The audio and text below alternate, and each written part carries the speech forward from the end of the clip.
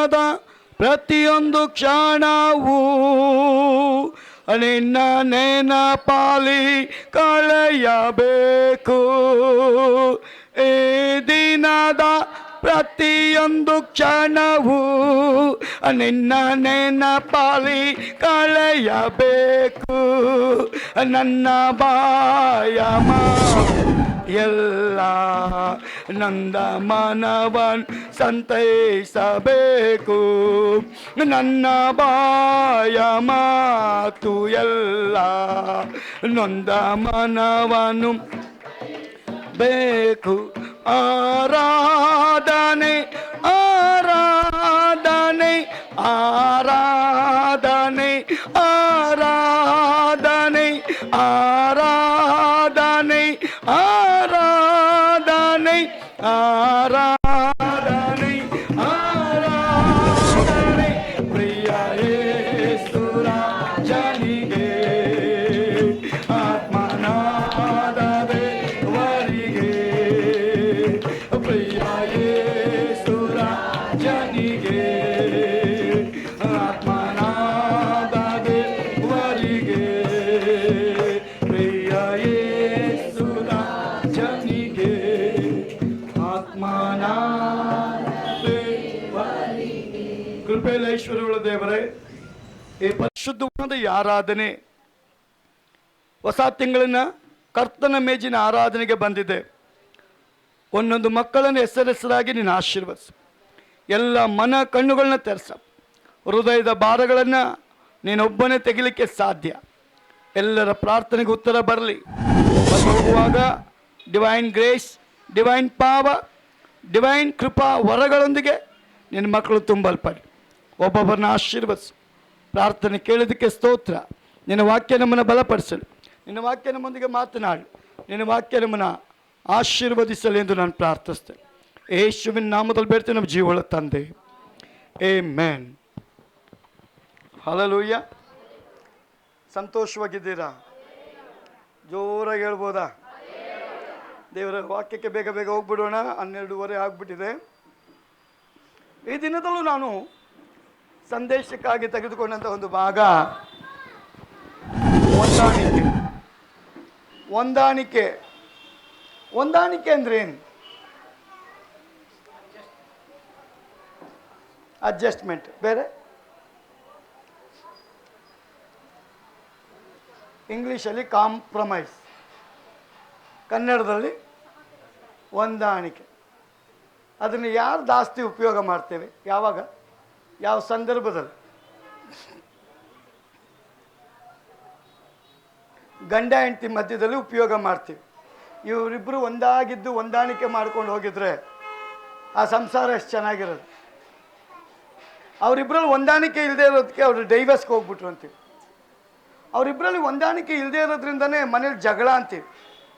ಅವರಿಬ್ಬರಲ್ಲಿ ಹೊಂದಾಣಿಕೆ ಇಲ್ಲದೆ ಇರೋದ್ರಿಂದನೇ ಆ ಮನೆ ಹೊರಗೋಯ್ತು ಅಂತೀವಿ.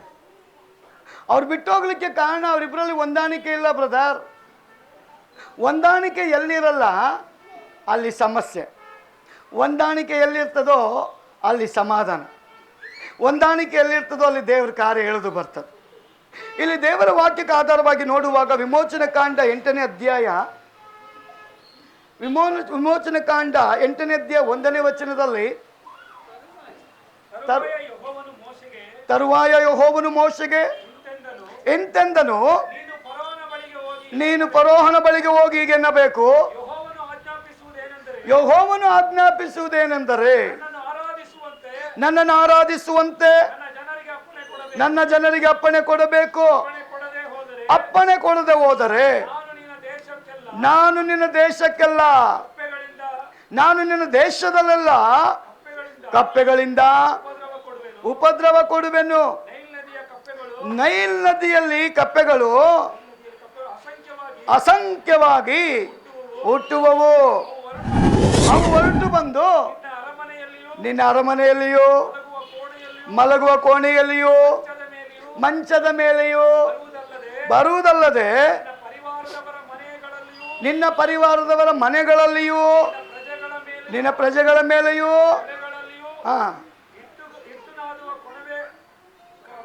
ಕೊಣಿವೆಗಳಲ್ಲಿಯೂ ಬರುವವು. ಒಂದು ಹಲ್ಲೆಲೂಯ. ನೋಡ್ರಿ, ದೇವರು ಮೋಸಸ್ಗೆ ಒಂದು ಕಟ್ಟಳೆ ಕೊಡ್ತಾನೆ, ಆಜ್ಞಾಪಿಸ್ತಾನೆ. ಏನಪ್ಪ ಅಂದ್ರೆ ಆಜ್ಞಾಪಿಸ್ತಾನೆ ಅಂದ್ರೆ, ನನ್ನ ಜನ ನನ್ನನ್ನು ಆರಾಧನೆ ಮಾಡಬೇಕು, ನನ್ನ ಜನ ನನ್ನ ಆರಾಧನೆ ಮಾಡಬೇಕು. ದೇವರ ಮಕ್ಕಳಾಗಿರುವಂಥ ದೇವ ಜನ ದೇವರನ್ನು ಆರಾಧನೆ ಮಾಡಬೇಕಂತ ದೇವರು ಬಯಸಿ ಅವನು ಮೋಸಸ್ಗೆ ಹೇಳ್ತಾನೆ, ನೀನು ನನ್ನ ಪರವಾಗಿ ಫರೋಹನ ಬಳಿಗೆ ಹೋಗಿ ಮಾತನಾಡು. ಏನಂತ ಮಾತನಾಡಬೇಕು ಅಂದ್ರೆ, ಫರೋಹ, ಇರುವಾತನು ನನ್ನನ್ನು ನಿನ್ನ ಬಳಿಗೆ ಕಳಿಸಿದ್ದು, ಅವನ ಒಂದು ಆಜ್ಞೆ ಏನಂದ್ರೆ, ಐಗುಪ್ತದಲ್ಲಿರುವಂಥ ಜನ, ಇಸ್ರಾಯೇಲ್ ಜನ ಬಿಟ್ಟಿ ಕೆಲಸ ಮಾಡ್ತಾ ಇದ್ದಾರಲ್ಲ, ಆದ ಕಾರಣ ದೇವರು ಒಂದು ಆಜ್ಞಾಪಿಸಿದ್ದಾನೆ, 3 ದಿನಗಳ ಕಾಲ ನನ್ನ ಜನ ಪ್ರಯಾಣ ಮಾಡಿ ಸತ್ಯದೇವರನ್ನು ಆರಾಧನೆ ಮಾಡಿ ಬರಬೇಕಂತ. ಆದ ಕಾರಣ ನೀನು ಅದಕ್ಕೆ ಅನುಮತಿ ಕೊಡಬೇಕು. ಅನುಮತಿ ಕೊಡದೆ ಹೋದರೆ, ದೇವ ಜನರಿಗೆ ಆರಾಧನೆ ಮಾಡಲಿಕ್ಕೆ ಅನುಮತಿ ಕೊಡದೆ ಹೋದರೆ ನನ್ನ ದೇವರು ನಿನಗೆ ಉಪದ್ರವ ಕೊಡ್ತಾನೆ. ಅದಕ್ಕೆ ಅವನು ಮೋಸಸ್ ಹೇಳ್ತಾನೆ, ಯಾವ ಉಪದ್ರವ ಅಂದ್ರೆ, ಒಂದು ವೇಳೆ ಆರಾಧನೆಗೆ ನೀನು ಪರ್ಮಿಷನ್ ಕೊಡದೆ ಹೋದರೆ, ಆರಾಧನೆಗೆ ಬಿಡದೆ ಹೋದರೆ ನಿನ್ನ ದೇಶದಲ್ಲೆಲ್ಲ ಕಪ್ಪೆಗಳಿಂದ ಉಪದ್ರವ ಕೊಡ್ತಾರೆ. ಅದು ನಿನ್ನ ಅರಮನೆ ಒಳಗೆ ಬರುತ್ತೆ, ನೀನು ಮಲಗುವ ಕೋಣೆ ಒಳಗೆ ಬರುತ್ತೆ, ಅಡಿಗೆ ಮನೆಗೆ ಬರುತ್ತೆ, ನಿನ್ನ ಮೇಲೆ ಬರುತ್ತೆ, ನಿನ್ನ ಕುಟುಂಬಸ್ಥರ ಮೇಲೆ ಬರುತ್ತೆ, ನಿನ್ನ ಜನಗಳ ಮೇಲೆ ಬರುತ್ತೆ. ಯಾರು ಆರಾಧನೆಗೆ ವಿರುದ್ಧ ಮಾಡ್ತಾರೋ, ಯಾರು ಆರಾಧನೆ ಮಾಡೋದಿಲ್ವೋ ಅವರ ಮೇಲೆಲ್ಲ ದೇವರು ಕಪ್ಪೆಗಳನ್ನು ಬರಮಾಡ್ತಾನೆ. ಅದು ನೈಲ್ ನದಿಯಲ್ಲಿ ಹುಟ್ಟುವಂತ ಕಪ್ಪೆ ಅಲ್ಲಿ ಹುಟ್ಟಿ ನಿನ್ನ ಪ್ರಾಂತಕ್ಕೆ ಬಂದು ಬಿಡ್ತದೆ, ನಿನ್ನ ಕೋಣೆ ಒಳಗೆ ಬಂದು ಬಿಡ್ತದೆ, ಅಡಿಗೆ ಮನೆ ಒಳಗೆ ಬಂದು ಬಿಡ್ತದೆ, ನಿನ್ನ ಜನರ ಬಳಿಗೆ ಬಂದು ಬಿಡ್ತದೆ. ಯಾರೆಲ್ಲ ದೇವರ ರಾಜ್ಯಕ್ಕೆ ವಿರುದ್ಧವಾಗಿ ಆರಾಧನೆ ಮಾಡದೇ ಇದ್ದಾರೋ ಅವರ ಬಳಿಗೆ ಉಪದ್ರವ ಬಂದು ಬಿಡ್ತದೆ ಅಂತ ಮೋಸಸ್ ಮೂಲಕವಾಗಿ ದೇವರು ಎಚ್ಚರಿಸುವಾಗ ಅವನು ಕೇಳ್ತಾನೆ, ನಾನೇ ಸರ್ವಾಧಿಕಾರಿ, ನನ್ನ ಬಿಟ್ಟು ದೇವರಿಲ್ಲ, ಆದ ಕಾರಣ ನೀನನ್ನು ಕಳಿಸಿದ್ದು ಯಾರು? ಅವನಿಗೆ ಸತ್ಯ ದೇವರ ಮಹತ್ವ ಗೊತ್ತಿಲ್ಲದೆ ಹೋದಾಗ ದೇವರ ವಾಕ್ಯ ಹೇಳ್ತದೆ, ಕಪ್ಪೆಗಳು ಬಂತು, ಹಿಂಸೆ ಕೊಡ್ತು. ಆ ಭಯಕ್ಕೆ ಒಳಗಾದ ಫರೋಹ ಹೇಳ್ತಾನೆ ಮೋಸಸ್ಗೆ, ನಿನ್ನ ದೇವರಿರೋದನ್ನ ಒಪ್ಕೊಳ್ತೀನಿ, ಈ ಕಪ್ಪೆಗಳನ್ನು ಮೊದಲು ನಿಲ್ಲಿಸು, ನೀವು ನಿಲ್ಲಿಸೋದಾದ್ರೆ ಆರಾಧನೆಗೆ ನಾನು ಕಳಿಸ್ಕೊಡ್ತೇನೆ. ದೇವರ ವಾಕ್ಯ ಹೇಳ್ತದೆ, ಮೋಸಸ್ ಪ್ರಾರ್ಥನೆ ಮಾಡ್ತಾನೆ, ಮಳೆ ನಿಂತು ಹೋದಾಗ ಕಪ್ಪೆಗಳು ಬರೋದು ನಿಂತು ಹೋಗುತ್ತೆ. ಮಳೆ ನಿಂತಂಗೆ ಕಪ್ಪೆಗಳು ನಿಲ್ತೆ. ಅವಾಗ ನಿಲ್ಲಲ್ಪಟ್ಟಾಗ ಇವನ ಮೈಂಡ್ ಚೇಂಜ್ ಆಗುತ್ತೆ. ತಿರುಗಿ ಅವನೇನ್ ಮಾಡ್ತಾನೆ ಗೊತ್ತಾ, ಹೋಗ್ಲಿಕ್ಕೆ ಹೆಂಗೆ ಬಿಡೋದು ಅಂತ ತಿಳ್ಕೊಂಡು ಮೋಸಸ್ ಜೊತೆ ಒಪ್ಪಂದ ಮಾಡ್ಕೊಳ್ಳೋಕ್ಕೆ, ಅಂದ್ರೆ ಹೊಂದಾಣಿಕೆ ಮಾಡ್ಕೊಳ್ಳೋಕ್ಕೆ, ಕಾಂಪ್ರಮೈಸ್ ಮಾಡ್ಕೊಳ್ಳೋಕ್ಕೆ, ಅಡ್ಜಸ್ಟ್ ಮಾಡ್ಕೊಳ್ಳೋಕ್ಕೆ ಅವನು ಮೊದಲು ಆಡುವಂತ ಒಂದು ಮಾತು ಏನಪ್ಪಾ ಅಂದ್ರೆ, ನೀವು ದೂರ ಹೋಗಲೇಬೇಕಾ, ನೀವು 3 ದಿನ ಹೋಗಲೇಬೇಕಾ, ಆರಾಧನೆ ಮಾಡಕ್ಕೆ ಅಲ್ಲೇ ಹೋಗಬೇಕಾ, ಆರಾಧನೆ ನೀವು ಟಿವಿ ಮುಂದೆ ಕೂತ್ಕೊಂಡು ಮಾಡ್ಬೋದಲ್ಲ, ಮೊಬೈಲ್ ಮುಂದೆ ಮಾಡ್ಬೋದಲ್ಲ, ಕಂಪ್ಯೂಟರ್ ಮುಂದೆ ಮಾಡ್ಬೋದಲ್ಲ, ಲ್ಯಾಪ್ಟಾಪ್ ಅಲ್ಲಿ ನೋಡ್ಕೊಂಡು ಆರಾಧನೆ ಎಷ್ಟೊಂದು ಜನ ಮಾಡ್ತಾವ್ರು. ಆದ್ರೆ ಆರಾಧನೆ ನಿನಗೊಪ್ಪಿಗೆ, ನಾನು ಕರೆಯಲ್ಪಟ್ಟದ್ದೆ ದೇವ್ರಿಗೆ ಒಪ್ಪಿಗೆನಾ? ವಾಕ್ಯ ಹೇಳ್ತದೆ, ಫರೋಹನ ಮಾತನ್ನ ಮೋಸಸ್ ಒಪ್ಕೊಳ್ಳಲ್ಲ, ಅಕ್ಸೆಪ್ಟ್ ಮಾಡಲ್ಲ. ಅವನು ಹೇಳ್ತಾನೆ, ಅಲ್ಲಿಗೆ ಯಾಕೆ ಹೋಗ್ತೀರಾ, ಅರಮನೆ ಹತ್ರನೇ ಜಾಗ ಕೊಡ್ತೀನಿ, ನಮ್ಮೂರಲ್ಲೇ ಜಾಗ ಕೊಡ್ತೀನಿ, ಅಷ್ಟು ದೂರ ಹೋಗೋದಕ್ಕಿಂತ ಇಲ್ಲೇ ನೀವು ಆರಾಧನೆ ಮಾಡ್ರಿ.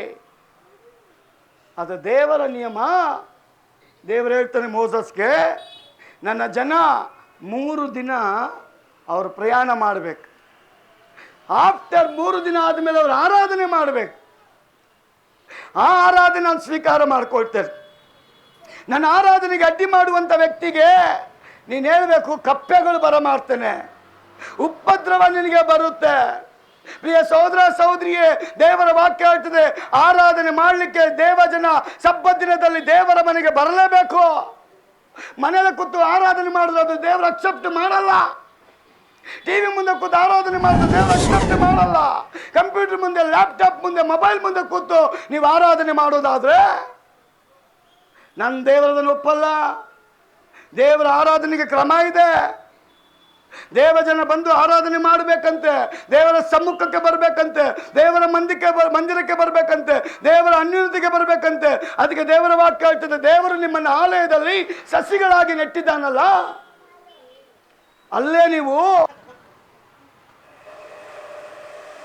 ಆರಾಧನೆ ಅಭಿಮಾನ ಎಲ್ಲಿ? ನಾನು ತಮಾಷೆ ಮಾಡ್ತಾಳೆ, ವೆರಿ ಸೀರಿಯಸ್ ಮಾತಾಡ್ತಾ ಇದ್ದೀನಿ. ನೀನು ಅಷ್ಟೇ, ನಾನು ಅಷ್ಟೇ. ಆರಾಧನೆ ತಪ್ಪಿಸ್ಕೊಳ್ಳಂಗಿಲ್ಲ. ನನ್ನ ಜೀವ ಹೋಗ್ತಾ ಇದ್ರು ಕ್ಯಾಥೋಲಿಕಲ್ಲಿ ಸತ್ತ ಮೇಲೆ ಎಣೆ ಹತ್ಕೊಂಡೋಗಿ ಚರ್ಚ್ ಒಳಗೆ ಇರ್ತಾರೆ. ನಮ್ದ್ರಲ್ಲಿ ಮನೆ ಮುಂದೆನೇ ಇಡಲ್ಲ, ಸಮಾಧಿಗೆ ಕರ್ಕೊಂಡು ಹೋಗ್ಬಿಡ್ತಾರೆ. ಆದರೆ ನಾವು ಜೀವಂತವಾಗಿರುವಾಗ ದೇವ್ರನ್ನ ಆರಾಧನೆ ಮಾಡಿ, ಸತ್ತೋಗಿರೋ ಎಣೆಗಳ ಆರಾಧನೆ ಮಾಡೋಕ್ಕಾಗಲ್ಲ, ಸತ್ತವರು ಆರಾಧನೆ ಮಾಡೋಕ್ಕಾಗಲ್ಲ, ಸತ್ತವ್ರ ಜೊತೆ ಜೋಡಣೆ ಮಾಡೋರು ಆರಾಧನೆ ಮಾಡೋಕ್ಕಾಗಲ್ಲ. ಜೀವ ಇರೋರ ಜೊತೆ ನಿಮ್ಮ ಸಂಬಂಧ ಇಟ್ಕೊಳ್ರಿ, ನೀವು ಆರಾಧನೆ ಮಾಡ್ತೀರಾ. ಅದಕ್ಕೆ ಮೋಸಸ್ ಫರೋಹನ ಜೊತೆ ಹೊಂದಾಣಿಕೆ ಮಾಡ್ಕೊಳ್ತಾನೆ, ದೇವ್ರ ಜೊತೆ ಹೊಂದಾಣಿಕೆ ಮಾಡ್ಕೊಳ್ತಾನೆ. ಅವನು ಫರೋಹ ಹೇಳ್ದ ಇಲ್ಲೇ ಆರಾಧನೆ ಮಾಡಿ ಅಂತ, ಆದರೆ ಅವ್ನು ಮಾಡೋಕೆ ಒಪ್ಕೊಂಡಿಲ್ರಿ. ಅದಕ್ಕೆ ರೋಮ 12:1 ಹೇಳ್ತದೆ, ದೇವಜನರು ನಡ್ಕೊಳ್ಬೇಕಾದ ರೀತಿ. ಆದ್ದರಿಂದ ಸಹೋದರರೇ, ದೇವರು ದೇವರ ಕನಿಕರವನ್ನು ನಿಮ್ಮ ನೆನಪಿಗೆ ತಂದು ನಿಮ್ಮನ್ನು ಬೇಡಿಕೊಳ್ಳುವುದೇನೆಂದರೆ, ಪೌಲ್ ನೋಡ್ರಿ, ಅವನಿಗೇನು ದರ್ದಿಲ್ಲ, ಆದರೆ ದೇವರ ಭಯ ಇದೆಯಲ್ಲ, ಆ ರುಚಿ ಇದೆಯಲ್ಲ, ಆ ಅನುಭವ ಇದೆಯಲ್ಲ, ಆ ಮಹತ್ವ ಇದೆಯಲ್ಲ, ಅವನೊಬ್ಬನಿಗಲ್ರಿ. ಅವನ ಸಭೆಗೆ ಹೇಳ್ತಾನೆ, ಸಹೋದರರೇ, ದೇವರ ಕನಿಕರವನ್ನು ನಿಮ್ಮ ನೆನಪಿಗೆ ತಂದು ನಿಮ್ಮನ್ನು ಬೇಡಿಕೊಳ್ಳುವುದೇನೆಂದರೆ, ನೀವು ನಿಮ್ಮ ದೇಹಗಳನ್ನು ದೇವರಿಗೆ ಮೀಸಲಾಗಿಯೂ ಮೆಚ್ಚುಗೆಯಾಗಿಯೂ ಇರುವ ಸಜೀವ ಯಜ್ಞವನ್ನಾಗಿ ಅರ್ಪಿಸಿರಿ. ಇದೇ ನಿಮ್ಮ ವಿವೇಕಪೂರ್ವಕವಾದ ಒಂದು ಹಲ್ಲೆಲೂಯಾ. ಏನಂತ ಅವನು ಹೇಳ್ತಾನೆ, ನಿಮ್ಮನ್ನು ಬೇಡಿಕೊಳ್ಳುವುದೆಂದ್ರೆ ನೀವು ನಿಮ್ಮ ಬೇರೆಯವ್ರ ತಗೊಂಬಂದು ಕೊಟ್ಬಿಡ್ಬೇಡ್ರಿ, ಹಂಗೂ ಬಿಟ್ಟಿದ್ರೆ ಮಾಡಿಬಿಡ್ತೀವಿ. ಆದರೆ ಇವನು ಹೇಳ್ತಾನೆ ನಿಮ್ಮ ನೋಡ್ರಿ, ಅದು ನೀವು ತಿಳ್ಕೊಬೇಕು, ನಮ್ಮದೇ, ಬೇರೆಯವ್ರದ್ದಲ್ಲ. ನಮ್ದು ಏನಿದೆಯೋ ಅದನ್ನು ದೇವರಿಗೆ ಸಮರ್ಪಣೆ.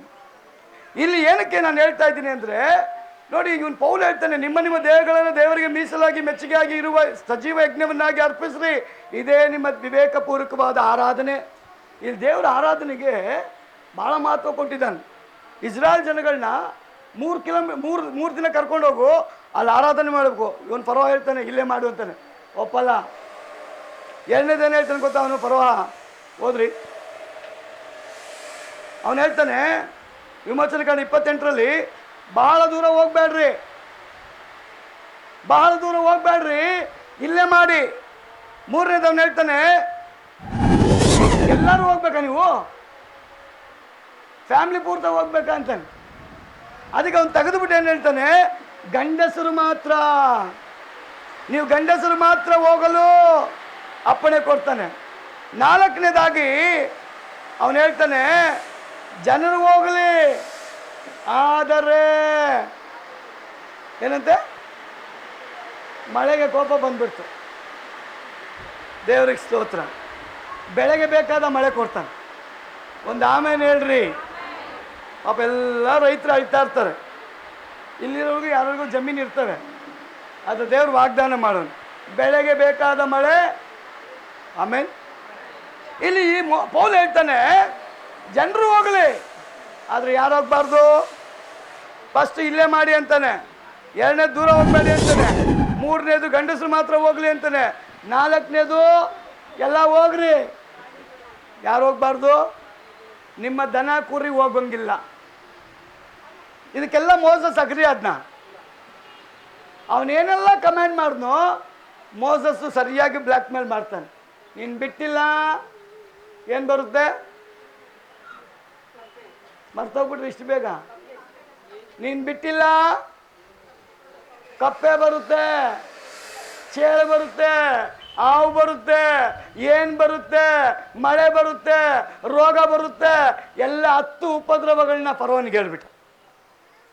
ಅದು ದೇವರಿಗೆ ಸ್ತೋತ್ರ. ಫರೋಹನ ಯಾವುದೇ ಒಪ್ಪಂದಕ್ಕೆ, ಹೊಂದಾಣಿಕೆಗೆ ಮೋಸಸ್ ಒಪ್ಪೋದೇ ಇಲ್ಲ. ಯಾವುದೇ ಒಪ್ಪಂದಕ್ಕೆ ಮೋಸಸ್ ಒಪ್ಪೋದಿಲ್ಲ. ಅವನು ಮೋಸಸ್ ಒಪ್ಪೋದು ಒಂದೇ, ದೇವರಿಗೆ ಮಾತ್ರ. ದೇವರೇನು ಹೇಳ್ತಾನೆ ಅದು ಮಾಡ್ಬೇಕಷ್ಟೇ. ಆರಾಧನೆ ಮಾಡ್ಬೇಕು, ಹೋಗ್ತೀವಿ. ನಾವು ದೂರನೇ ಹೋಗೋದು, 3 ದಿನ ಹೋಗ್ಬೇಕು, ಹೋಗ್ತೀವಿ. ಫ್ಯಾಮ್ಲಿಯಾಗೆ ಹೋಗೋದು. ಗಂಡಸರು ಮಾತ್ರ ಹೋಗಂಗಿಲ್ಲ, ಹೆಂಗಸರು ಮಕ್ಕಳು ಮನೇಲಿ ಬಿಟ್ಟು ಹೋಗಂಗಿಲ್ಲ. ಹೋದ್ರೆ ಫುಲ್ ಫ್ಯಾಮ್ಲಿನೇ ಹೋಗ್ತೀವಿ.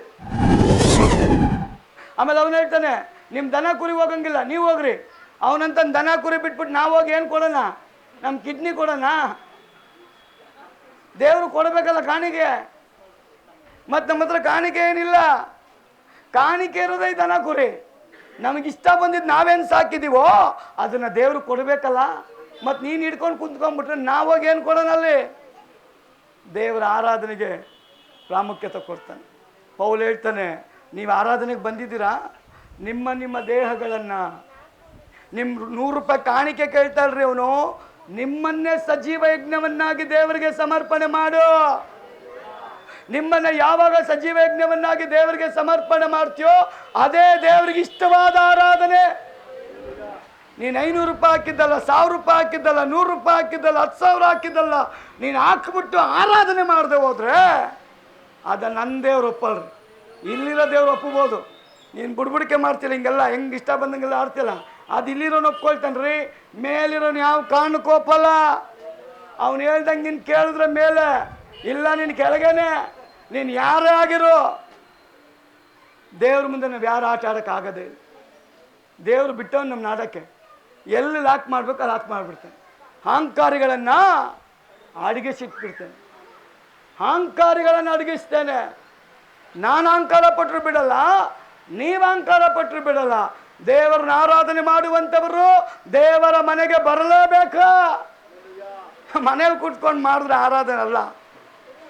ಆದ ಕಾರಣ ಇಷ್ಟ ಬಂದಂಗೆ ಓಡೋದ್ರಿಂದ ಆರಾಧನೆ ದೇವ್ರ ಸ್ವೀಕಾರ ಮಾಡೋದ್ರಿ.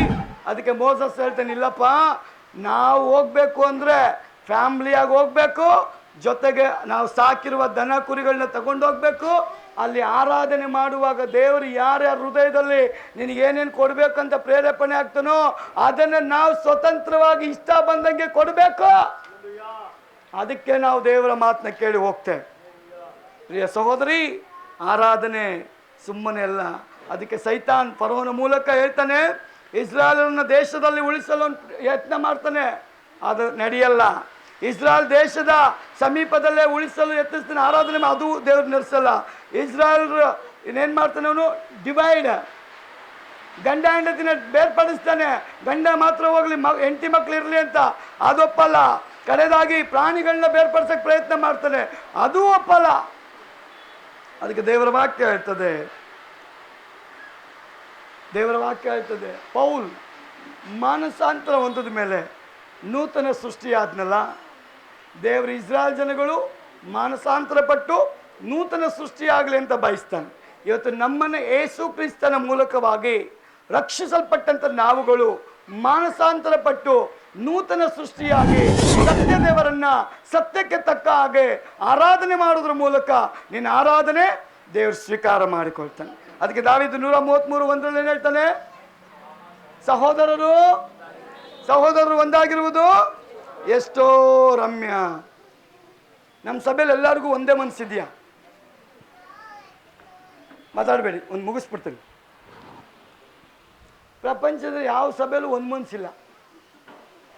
ಈ ಲಿವಿಂಗ್ ರೇಸ್ ಮಾತ್ರ ಅಲ್ರಿ, ಪ್ರಪಂಚದಲ್ಲಿರೋ ಎಲ್ಲ ಸಭೆಯಲ್ಲೂ ಒಂದು ಮನಸ್ಸಿಲ್ಲ. ಯಾಕಪ್ಪ ಅಷ್ಟೇ? ಯೇಸು ಹತ್ರ ಹೊಂದಾಣಿಕೆ ಆಗಿರೋನು ಮಾತ್ರ ಒಂದು ಮನಸ್ಸಿರ್ತದೆ. ಹೊಂದಾಣಿಕೆ ಆಗದೆ ಇರೋನಿಗೆ ಒಂದು ಮನಸ್ಸಿರಲ್ಲ. ಇವಳು ಒಳ್ಳೆ ರೇಷ್ಮೆ ಸೀರೆ ಉಟ್ಕೊಂಬಂದ್ರೆ ಇವಳಿಗೆ ಉರಿತಾ ಇರ್ತದೆ, ಅವನು ಒಳ್ಳೆ ಬಟ್ಟೆ ಹಾಕೊಂಬಂದ್ರೆ ಇವನು ಕೆರಿತಾ ಇರ್ತದೆ ತಲೆ. ಅವ್ನು ಕಾರ್ ತೊಗೊಂಡ್ರೆ ಇವನು ತಡಿಯೋಕ್ಕಾಗಲ್ಲ, ಒಬ್ಬ ಮೇಲೆ ಹೋದ್ರೆ ಅವ್ನು ಇವನು ಮೇಲೆ ಹೋಗೋಕ್ಕಾಗಲ್ಲ. ಯಾಕೆ? ಫರೋಹನ ಆತ್ಮ ಎಲ್ಲ ಕಡೆ ಕೆಲಸ ಮಾಡ್ತಾ ಇತ್ತು. ಫರೋಹನ ಆತ್ಮ ಇಸ್ರಾಯೇಲ್ ಜನಗಳನ್ನ ಯಾವ ರೀತಿ ಆರಾಧನೆಗೆ ಬಿಡಲಿಲ್ವೋ ಅದೇ ರೀತಿಯಾಗಿ ಇವತ್ತಿಗೂ ಎಲ್ಲ ಕಡೆ ದುಷ್ಟ ಆರಾಧನೆ ಮಾಡೋರ್ನ, ದೇವರನ್ನ ಗಣಪಡಿಸೋರ್ನ ಅವನು ಬೀಳಿಸಲಿಕ್ಕೆ ಪ್ರಯತ್ನ ಮಾಡ್ತಾನೆ. ಇಡೀ ಪ್ರಪಂಚವನ್ನ 3 ವಿಷಯದಲ್ಲಿ ದುರಾತ್ಮ ಬೀಳಿಸ್ತಾ ಇದ್ದಾನೆ. ಯಾವುದಪ್ಪ ಅದು? ಹೆಣ್ಣು, ಹೊನ್ನು, ಮಣ್ಣು. ಕಡೆಗೆ ಹೋಗೋದು ಅಲ್ಲಿಗೆ. ಕಣ್ಣಿನ ಆಸೆ, ಶರೀರಾದೆ ಆಸೆ, ಬದುಕು ಬಾಳಿನ ಡಂಬ. ಮೊರ್ದೆಕೈ, ಆಮಾನ್. ಯಾರು ಕೋಲ್ ನೆಟ್ಟಿದ್ದು? ಯಾರು ಗುಂಡಿ ತೋಡಿದ್ದು? ಯಾರು ಹೋಗಿ ಬಿದ್ದಿದ್ದು? ಹೇಳ್ರಿ. ಮೊರ್ದೆಕೈಗೆ ಹಳ್ಳ ತೋಡಿದ್ದು, ಆಮಾನ್ ಹೋಗಿ ಬಿದ್ದಿದ್ದು. ದೇವ್ರು ನಮ್ಮನ್ನು ಬಿದ್ದವ್ರನ್ನ ಎಬ್ಬಿಸಿದ. ಬಿದ್ದೋಗಿದ್ದೋ ನಾವು, ಬಿದ್ದೋಗಿದ್ದೋ. ಒಂದು ಸಲ ಕೈ ಕೊಟ್ಟು ಎತ್ತವನೆ, ಬೀಳ್ಬೇಡ ಅಂತ. ಲೋಕದ ಆಸೆಯ ನಿಮಿತ್ತ ಬೀಳ್ಬೇಡ, ಲೋಕದ ಕಾರ್ಯಗಳ ನಿಮಿತ್ತ ಬೀಳ್ಬೇಡ. ಲೋಕದ ಜನರ ಜೊತೆ ಯಾವಾಗ ವಿಶ್ವಾಸಿ ಲೋಕದವರ ಹತ್ತಿರ ಅವನು ಹೊಂದಾಣಿಕೆ ಮಾಡ್ಕೊಳ್ತಾನೋ ಅವನು ಯಾವಾಗ ಬೇಕಾದರೂ ಬಿದ್ದೋಗ್ಬೋದು. ಆದರೆ ದೇವರು ನಮ್ಮನ್ನು ಬೀಳಕ್ಕೆ ಕರೆದಿಲ್ಲ. ಒಂದಾಗಿರ್ರಿ, ಅಲ್ಲಿ ನಾನು ನಿಮಗೇನು ಕೊಡ್ತೀನಿ.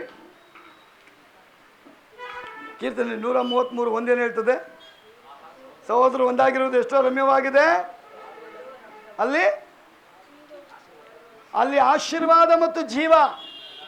ದೇವ್ರ ಮನೆಗೆ ಬಂದರೆ ನಿಮ್ಮ ಆಶೀರ್ವಾದ ಕಡಿಮೆ ಆಗಲ್ಲ.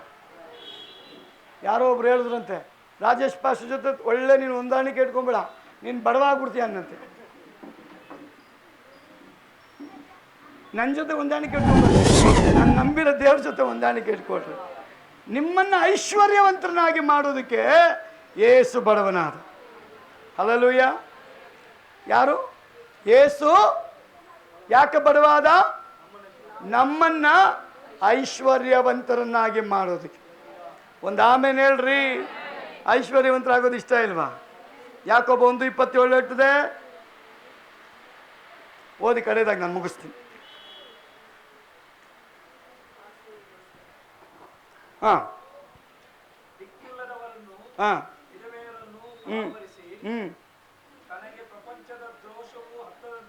ತನಗೆ ಪ್ರಪಂಚದ ದೋಷವು ಹತ್ತದಂತೆ ನೋಡಿಕೊಂಡಿರುವುದೇ ತಂದೆಯಾದ ದೇವರ ಸನ್ನಿಧಾನದಲ್ಲಿ ಶುದ್ಧವೂ ನಿರ್ಮಲವೂ ಆಗಿರುವ ಬತ್ತಿ. ಪೌಲ ವಾಕ್ಯ ಹೇಳ್ತದೆ, ಶುದ್ಧವಾದದ್ದು ಮಿಶ್ರಿತವಾದದ್ದಲ್ಲ.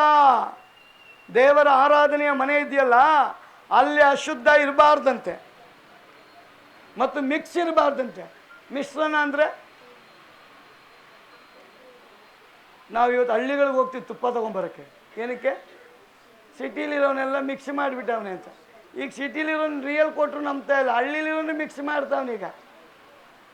ಆದರೆ ದೇವ್ರ ಮನೆಯಲ್ಲಿ ಮಿಶ್ರಣ ಇರಬಾರ್ದಂತೆ, ಕಲುಷಿತ ಇರಬಾರ್ದಂತೆ, ಹೊಂದಾಣಿಕೆ ಆಗಿರ್ಬೇಕಂತೆ. ಶುದ್ಧ ಹೃದಯ ಪ್ರತಿಯೊಬ್ಬರಲ್ಲೂ ಬರಬೇಕಂತೆ. ಅಲ್ಲಿ ಅಶುದ್ಧ ಮಿಶ್ರಣವಾದದ್ದು. ಮಿಶ್ರಣವಾದದ್ದು ಏನು ಗೊತ್ತಾ? ಇಲ್ಲಿರೋರು ಅವ್ರ ಜೊತೆ ಸೇರಿಕೊಂಡ್ರೆ ಲೋಕದವ್ರ ಜೊತೆ ಅವಂದು ಕೇಳ್ತೀವಿ, ಇಲ್ಲಿರೋದು ಕೇಳ್ತೀವಿ. ನಮ್ಮ ಒಳಗಡೆ ಒಬ್ಬನ ರಕ್ತ ಹರಿಯಲ್ಲ, ಇಬ್ಬನ ರಕ್ತ ಹೋಗ್ತದೆ.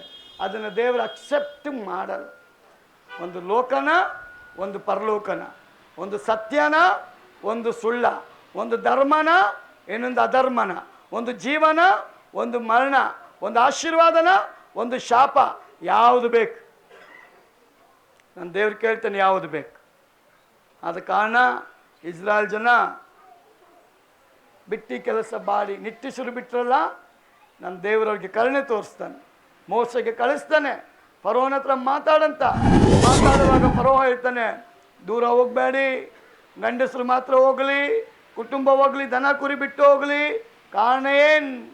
ಆರಾಧನೆ ಮಾಡಲಿಕ್ಕೆ ತಡೆ ಮಾಡಿದ್ರೆ ಕಪ್ಪೆ ಬಂದು ನುಗ್ಗುತ್ತಂತೆ. ಹಾಗಾದರೆ ಇವತ್ತು ನಿಲ್ಲಿಸಿಲ್ಲ ದೇವರು. ಇವತ್ತು ಆರಾಧನೆಗೆ ತಡೆ ಮಾಡುವಾಗ ದೇವರು ಹೇಳ್ತಾನೆ, ಎಲ್ಲಿ ನಿಮ್ಮನ್ನು ಮುಳುಗಿಸಿದ್ರೋ ಅಲ್ಲಿ ನಾನು ಎಬ್ಬಿಸ್ತೀನಿ. ಎಲ್ಲಿ ನೀವು ಕೆಳಗೆ ನಿಮ್ಗೆ ಅವಮಾನ ಮಾಡಿದ್ರು ಅಲ್ಲಿ 2ರಷ್ಟು ಮಾನ ತಗೊಂಡ್ಬರ್ತೇನೆ. ಯಾವ ದೆವ್ವ ನಿಮ್ಮ ಸಭೆನ ಖಾಲಿ ಮಾಡಕ್ಕೆ ಹೋಗುತ್ತೋ ಅಲ್ಲಿ ಜನಗಳನ್ನು ನುಗ್ಗಿಸ್ತೀನಿ ನಾನು. ಒಬ್ರು ಚಾಲೆಂಜ್ ಹಾಕಿದ್ದು ನನಗೆ, ಈಗಲ್ಲ ತುಂಬ ದಿನ ಮುಂಚೆ. ಅವನು ಹಿಂಗೆ ಚಿಟಿಕೆ ಹೊಡೆದ್ರು ಸಾಕಂತೆ, ಜನನೇ ಖಾಲಿ ಆಗ್ಬಿಡ್ತಾರೆ. ಚಿಟಿಕೆ ಹೊಡಿತಾನೆ ಅವನೇ, ಜನ ಬರ್ತಾನೆ ಇಲ್ಲ ಅವನ ಹತ್ರ. ಆದರೆ ಇಲ್ಲಿ ಜನ ಬರ್ತಾರೆ. ನನ್ನಿಂದ ಜನ ಬರೋದಿಲ್ಲ, ಕರೆಯಲ್ಪಟ್ಟ ದೇವರಿಂದ ಜನ ಬರ್ತಾರೆ. ಯಾರನ್ನ ಎಲ್ಲಿ ದೇವರು ಇಡಬೇಕೋ ಅದು ದೇವರ ನಿಯಮ, ನಮ್ಮ ನಿಯಮ ಅಲ್ಲ. ಆದ ಕಾರಣ ಪ್ರಿಯ ದೇವಜನರೇ, ಮತ್ತಾಯ 5:9 ಹೇಳ್ತದೆ, ಸಮಾಧಾನ ಪಡಿಸುವವರು ಧನ್ಯರು, ಅವರು ದೇವರ ಮಕ್ಕಳು. ಕೀರ್ತನೆ 109:4 ಹೇಳ್ತದೆ, ನಾನು ಅವರನ್ನು ಪ್ರೀತಿಸಿದರೂ ಅವರು ನನ್ನನ್ನು ವಿರೋಧಿಸಿದ್ರಂತೆ. ದಾವೀದ ಬರೀತಾನೆ, ದೇವರು ಪ್ರೀತಿಸ್ತಾ ಇದ್ದಾನಂತೆ, ನಾ ವಿರೋಧಿಸ್ತಾ ಇದ್ದೇನಂತೆ. ನಮ್ಮನ್ನು ಪರೀಕ್ಷೆ ಮಾಡಿಕೊಳ್ಳೋಣ. ನಮ್ಮನ್ನು ದೇವರು ಆರಾಧನೆ ಮಾಡೋಕ್ಕೆ ಕರೆದಿದ್ದಾನ್ರಿ. ನಮ್ಮನ್ನು ಕರೆದಿರೋದೇ ಆರಾಧನೆ ಮಾಡೋಕ್ಕೆ, ನಮ್ಮನ್ನು ಕರೆದಿರೋದೇ ಅವನ ಮಂದಿರ ಮಾಡ್ಕೊಳ್ಳೋಕ್ಕೆ, ನಮ್ಮನ್ನು ಕರೆದಿರೋದೇ ಅವನು ನಮ್ಮಲ್ಲಿ ವಾಸ ಮಾಡೋಕ್ಕೆ, ನಮ್ಮನ್ನು ಕರೆದಿರೋದೇ ಲೋಕದಲ್ಲಿ ನಮ್ಮನ್ನು ಸಾಕ್ಷಿ ಕೊಡೋಕ್ಕೆ. ಇವತ್ತು ನಾವು ಸಾಕ್ಷಿ ಕೊಟ್ಟುವ ಅಂತ ಕೇಳಿದೋ, ಸಾಕ್ಷಿ ಕೊಡೋದಕ್ಕಿಂತ ನಮ್ಮ ಲೈಫ್ ಸಾಕ್ಷಿ ಆಗಿರ್ಬೇಕು. ಸಾಕ್ಷಿ ಕೊಡೋದು ಈಸಿ, ಸಾಕ್ಷಿಯಾಗಿ ನಡೆಯೋದು ಭಾಳ ಕಷ್ಟ. ಸಾಕ್ಷಿ ಯಾರು ಬೇಕಾದರೂ ಕೊಡ್ಬೋದು, ಆದರೆ ಸಾಕ್ಷಿಯ ಲೈಫ್ ಇದೆಯಲ್ಲ, ಎಲ್ಲರೂ ಮಾಡೋಕ್ಕಾಗಲ್ಲ. ಅದು ಭಾಳ ಕಷ್ಟ, ಅದು ಭಾಳ ಕಷ್ಟ. ಆದ ಕಾರಣ ದೇವರು ಹೇಳ್ತಾನೆ, ನಾನು ನಿಮ್ಗೆ ಉಪಕಾರ ಮಾಡಬೇಕಂತ ಇಷ್ಟಪಡ್ತೀನಿ, ನಾನು ನಿಮ್ಮನ್ನು ಆಶೀರ್ವಾದ ಮಾಡಬೇಕಂತ ಇಷ್ಟಪಡ್ತೀನಿ, ನಾನು ನಿಮ್ಮನ್ನು ಬಲಪಡಿಸ್ಬೇಕಂತ ಇಷ್ಟಪಡ್ತೀನಿ, ನಾನು ನಿಮ್ಮನ್ನು ನಡೆಸ್ಬೇಕಂತ ಇಷ್ಟಪಡ್ತೀನಿ. ಆದ ಕಾರಣ ಇವತ್ತು ಯಾರ ಮಾತನ್ನ ಕೇಳೋಕ್ಕೆ ನೀವು ಇಷ್ಟಪಡ್ತಾ ಇದ್ದೀರಾ? ಲೋಕದವ್ರ ಮಾತು ಕೇಳ್ತೀರಾ, ಪರಲೋಕದವರ ಮಾತನ್ನ ಕೇಳ್ತೀರಾ? ತೀರ್ಮಾನ ಮಾಡ್ಕೊಳ್ಳಿ. ಪ್ರಿಯ ಸಹೋದರಿ, ನನ್ನ ದೇವರು ನಮ್ಮನ್ನು ಶಾಪ ಕೊಡೋಕ್ಕೆ ಕರೆದಿಲ್ಲ, ನಮ್ಮನ್ನು ಆಶೀರ್ವದಿಸೋದಕ್ಕೆ ಕರೆದಿದ್ದಾನೆ. ನಿಮ್ಮ ನಂಬಿಕೆಯಂತೆ, ನಿಮ್ಮ ನಡೆಯಂತೆ ದೇವರ ಕಾರ್ಯಗಳನ್ನ ಮಾಡೋಕ್ಕೆ ಶಕ್ತನಾಗಿದ್ದಾನೆ. ಇವತ್ತು ಮಳೆ ಬರ್ತಾ ಇದೆಯಾ? ಬರಲಿ. ಮಳೆಯಲ್ಲಿ ನೀವು ಬಂದಿದ್ದೀರಾ, ಇಕ್ಕಟ್ಟಲ್ಲಿ ಬಂದಿದ್ದೀರಾ, ಸಮಸ್ಯೆಯಲ್ಲಿ ಬಂದಿದ್ದೀರಾ. ಎಷ್ಟೋ ಮನೆಗಳಲ್ಲಿ ಹೆಂಡತಿನ ಆರಾಧನೆಗೆ ಗಂಡ ಬಿಡ್ತಾ ಇಲ್ಲ, ನಿಮ್ಮ ಮನೆ ಮಕ್ಕಳು ಬಿಡ್ತಾ ಇಲ್ಲ, ಅಕ್ಕಪಕ್ಕದವ್ರು ಬಿಡ್ತಾ ಇಲ್ಲ, ಸಮಾಜದವ್ರು ಬಿಡ್ತಾ ಇಲ್ಲ. ಆದರೂ ಅವುಗಳನ್ನ ದಾಟಿ ನೀವು ಬರ್ತಾ ಇದ್ದೀರಲ್ಲ, ನನ್ನ ದೇವ್ರ ಫಲ ಕೊಡ್ತಾನೆ. ನಾವೆಲ್ಲ ದೇವ್ರ ಸಮ್ಮುಖದಲ್ಲಿ ಎದ್ದು ನಿಂತ್ಕೊಳ್ಳೋಣ. ಕರ್ತನ ಮೇಜು ನಮ್ಮ ಮುಂದೆ ಇದೆ. ಫರೋಹ ಅಡ್ಡಿ ಮಾಡಿದಾನ್, ಫರೋಹ ಅಡ್ಡಿ ಮಾಡಿದಾನ್. ಆದರೆ ಮೋಸಸ್ ದೇವರ ಮಾತನ್ನು ಕೇಳಿದ. ಫರೋಹ ಅಡ್ಡಿ ಮಾಡಿದ್ದಾನೆ, ಮೋಸಸ್ ದೇವರ ಮಾತನ್ನು ಕೇಳಿದ. ಪ್ರಿಯ ಸಹೋದರಿ, ದೇವರ ಮನೆ ಆರಾಧನೆ ಮನೆ ಆಗಿರಬೇಕು. ನಮ್ಮ ಹೃದಯದ ಒಳಗೆ ಯಾವಾಗಲೂ ಸ್ತುತಿ ಸ್ತೋತ್ರಗಳಿರಬೇಕು. ದೇವರ ಚಿತ್ತವನ್ನು ನೆರವೇರಿಸುವಂತ ಕೃಪೆ ನಮಗಿರಬೇಕು. ಇಸ್ರಾಯೇಲ್ ಜನ ಬಿಟ್ಟಿ ಕೆಲಸ ಮಾಡಿ ನಿಂದಿಸಲು ಬಿಟ್ಟಿದ್ರಲ್ಲ,